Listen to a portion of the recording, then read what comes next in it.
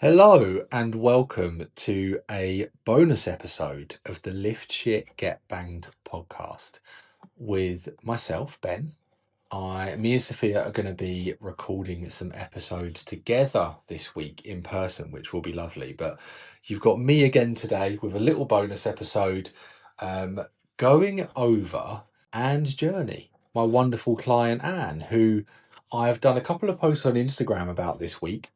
And whenever I'm creating content that's coaching related, I always wish I could pack so much more nuance into it. So I thought, what better place than the podcast? So if you haven't seen it, go and check out the latest post on my Instagram, Ben Henley Fitness, or our Henley Fitness Lifting Club Instagram page, where I broke down the 5-step blueprint that Anne and I used to move away from tracking and trust that she could keep the weight off for good, and trust herself that she could keep the weight off for good. So without further ado, let's bloody dive in. So step 1 is to swap tracking for anchors. So one of the things that I think can be really comforting about tracking is how the numbers can really give us confirmation that we've done well, that we've had a good day, that we've ticked the boxes that we needed to tick. If we've got a calorie target, if we've got a protein target, it's very black and white. Did I hit my calories today? Did I hit my protein today? Whereas when we start to remove those guardrails, it can feel a lot less definitive. It can feel, there's a lot more trust involved. There's a lot more there's a lot more didn't I, was that a good decision? And it opens ourselves up to more interpretation, which if we're feeling a little bit anxious about moving away from tracking and the mindset that we've developed within our fat loss goal, it can be a little bit of a recipe to feeling a bit anxious and struggling to trust that we're still ticking the right boxes and we're still doing enough that we're not suddenly going to lose all of our progress and regain the weight. And when we say swap tracking for anchors, they're already there.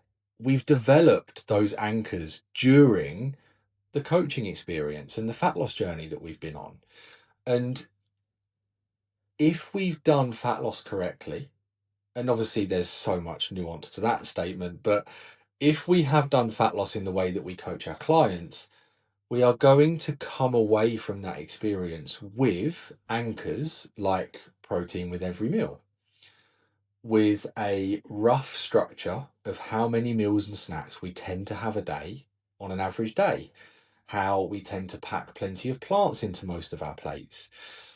And these are going to come as a result of the tracking, but the tracking is just guiding us towards doing those things, because we realized quite early on that if we're hypothetically going to eat, say, 1,600 calories a day, we're going to be bloody starving if we don't eat any protein.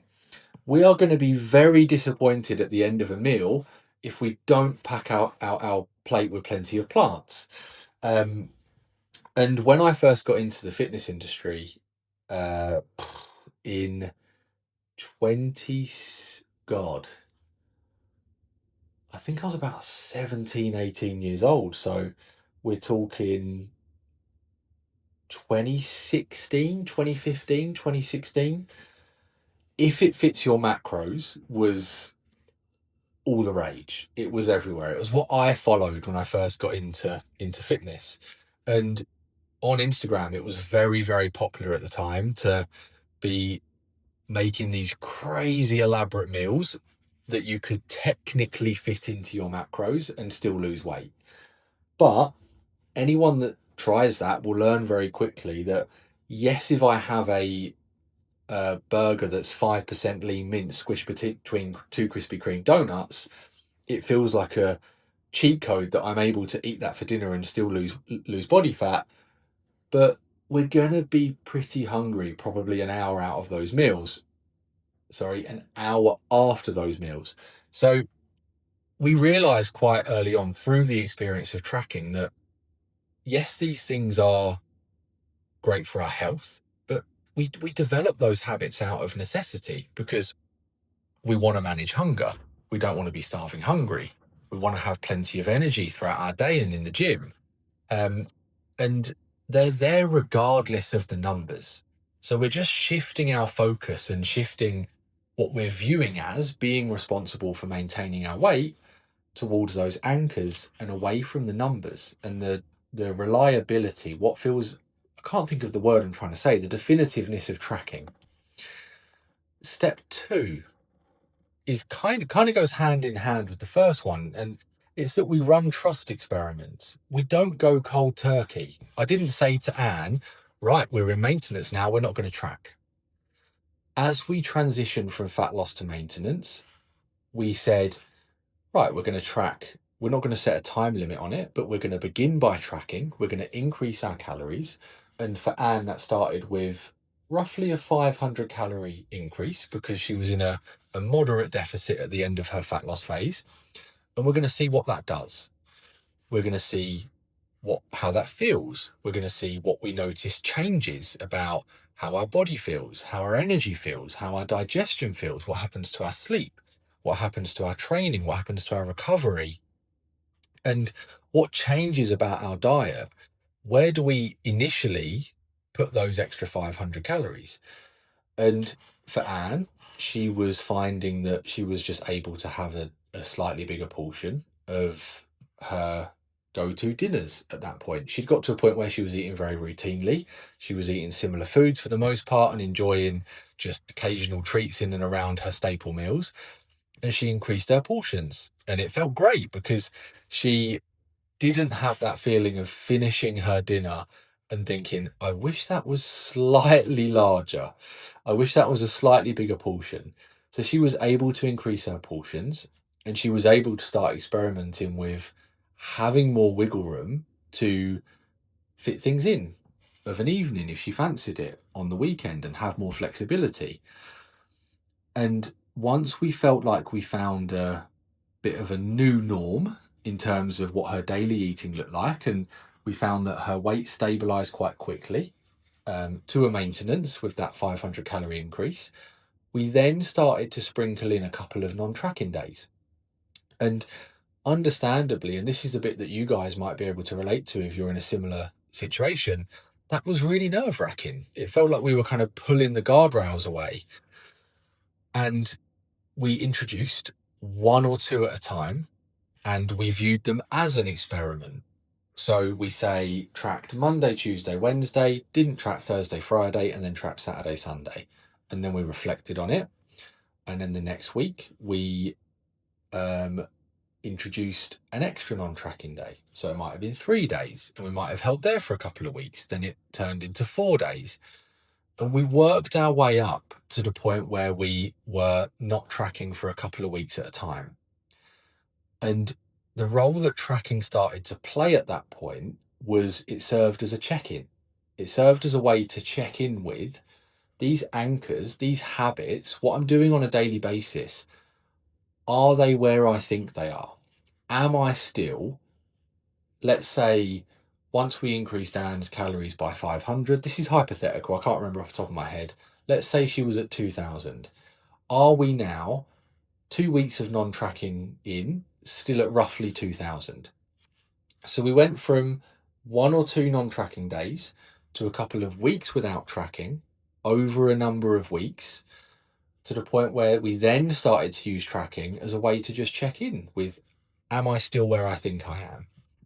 And it really proved to Anne that she could live the experience, that she's not back at square one. And MyFitnessPal was nowhere in sight.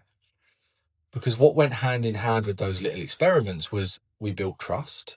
She built trust in herself, and she built trust in the habits that she'd built. And she built trust in that she wasn't tracking and her weight was maintaining. Now, step number 3 was coaching the urge. And this is something that we did together a lot during the fat loss phase.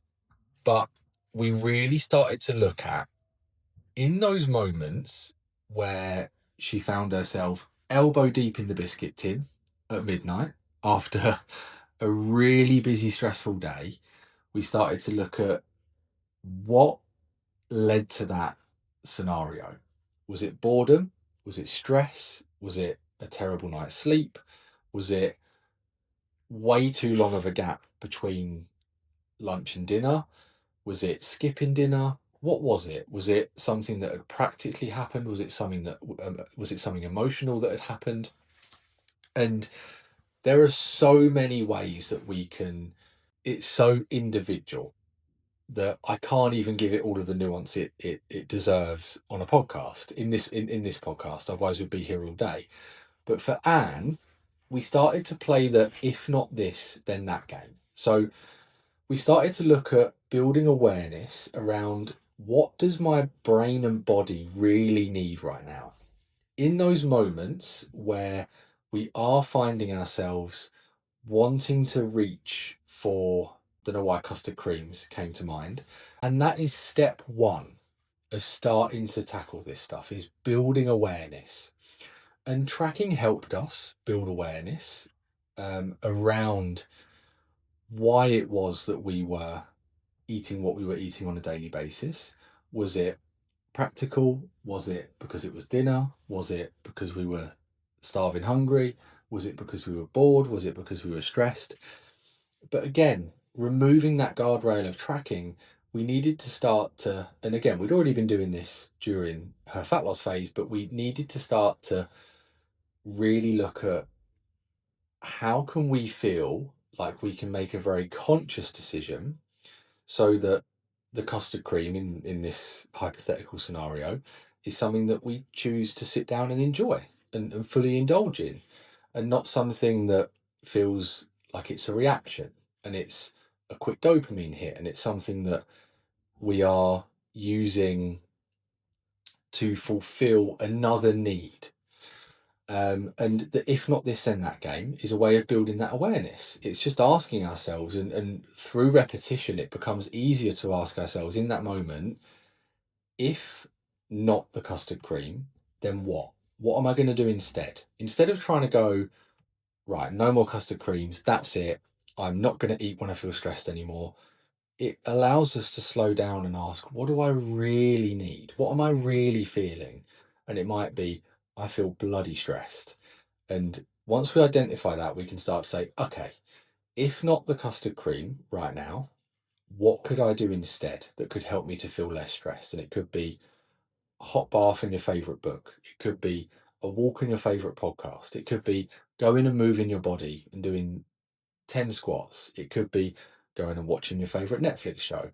It could be something else that is going to help us scratch that itch without needing a new mortgage over our consumption of custard creams.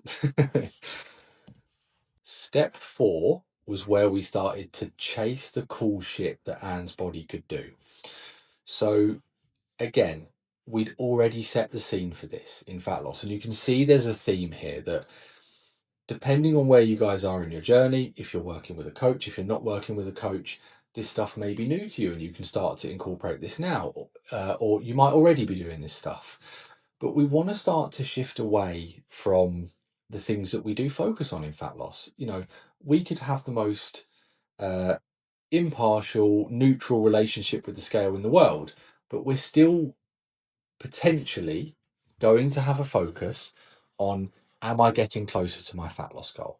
Am I getting closer to that number that I decided would be a good point to reflect on if I feel like I've reached my goal?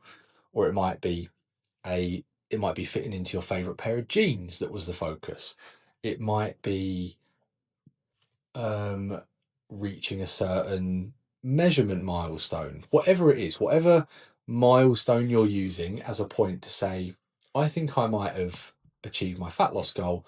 We start to shift that towards the stuff that your body can do now. Like for Anne, it was pull-ups, it was hiking without sore knees, it went way beyond what I ever expected in terms of it was just feeling like herself again and feeling like her body reflected her brain and how she wanted to feel. And it can really start to get quite intrinsic. But we really want to focus on the journey that you've been on as unlocked. You may feel more athletic. You will likely feel stronger. more flexible, fitter. And we can really start to just expand and lift the limits on what you thought you could do.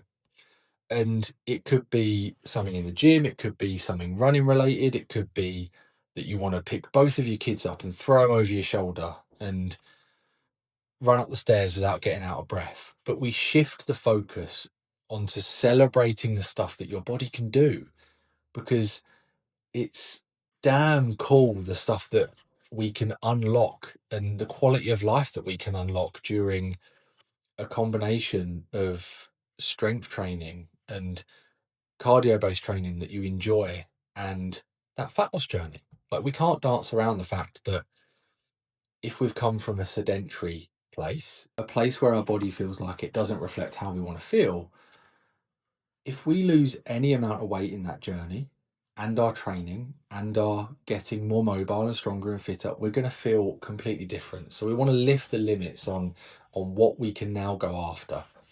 And again, we're shifting the focus from the numbers to the cool shit that we can do now. And that's going to really help us move into that maintenance phase, quite excited to start doing new and different stuff. And then step number 5 was cutting the safety net. So for Anne specifically, this was binning the just in case clothes that she had in the loft, as they quietly tell yourself that you might need them again and you don't fully trust yourself to not end up back where you started. And it's not about increasing financial pressure. It's not about, if we do find that we regain weight at some point in our journey, that we need to buy a whole new wardrobe. But it really says a lot about the trust that we've built in ourselves and the trust that Anne had in herself, that she'd done the work, she'd showed up, she'd committed to that lifestyle change that she'd been through that was so much bigger than fat loss. It was a new way of living, a new way of eating, a new way of viewing food and exercise, and a new way of having outlets when she was stressed and busy and overstimulated. It was turning to exercise. And we have to trust that. We've got a new identity. We're a different person. And we have different beliefs and different values, or can have different beliefs and different values at that point. And we no longer need that safety net. And whatever that is to you, it's that final point to say, I've done this. I'm not going to need those again. Like, this is me now. And it's not a phase. We can really cement that as just who you are now and what life looks like, and not an 8-week fat loss journey. So I hope you guys found that helpful, a very practical one today. And I hope that if you enjoyed the post, you enjoyed that extra nuance. And any of you guys that are going through a similar journey or a similar experience, or just have anything that you want to share or ask, please go and pop a comment on that post that I did about Am, and we will happily, all of us guys at Henley Fitness, happily answer any of your questions and give you insight and help into your own journeys. So I will catch up with you next week with Sophia. I hope you all have a fantastic week, and I'll see you then.